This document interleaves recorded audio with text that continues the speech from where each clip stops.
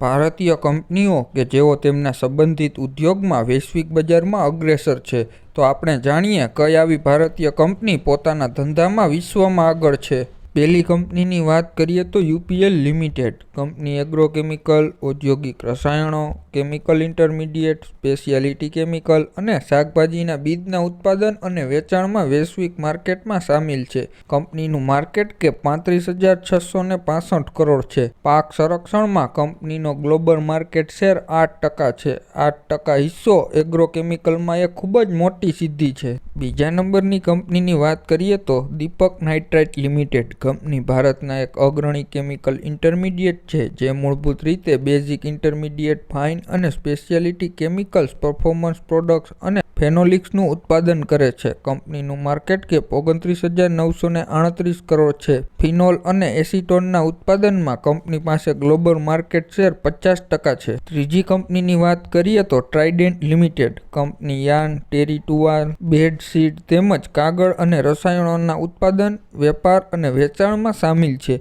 કંપનીની market cap 21,353 crore છે. Terry ટોવેલ્સમાં કંપનીની ગ્લોબલ માર્કેટ શેર 12% છે. ચોથા નંબરની કંપની છે Aarti Industries Limited. Company speciality chemicals અને ફાર્માસ્યુટિકલની અગ્રણીય ભારતીય ઉત્પાદક છે. કંપનીની માર્કેટ કેપ 24,052 કરોડ છે. બેન્ઝીન ડેરિવેટિવ્સમાં કંપની વિશ્વમાં 25% હિસ્સો ધરાવે છે. પાંચમા નંબરની કંપની છે IOL chemicals and pharmaceutical limited.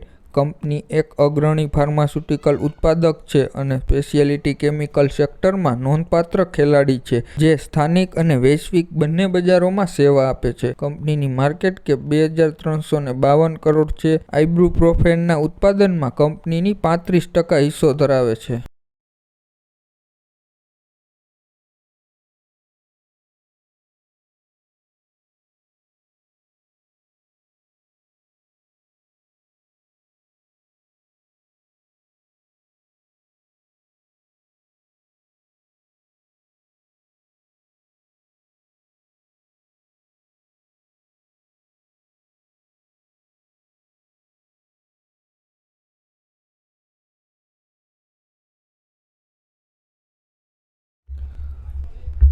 છઠ્ઠા નંબરની કંપની છે Vinati Organics Limited. Company speciality chemicals, aromatics, monomers, polymers અને વગેરે જેવા સેગમેન્ટમાં કાર્યરત સ્પેશિયાલિટી કેમિકલ્સ અને પરફોર્મન્સ કેમિકલ્સનું ઉત્પાદન કરવામાં નિષ્ણાત છે.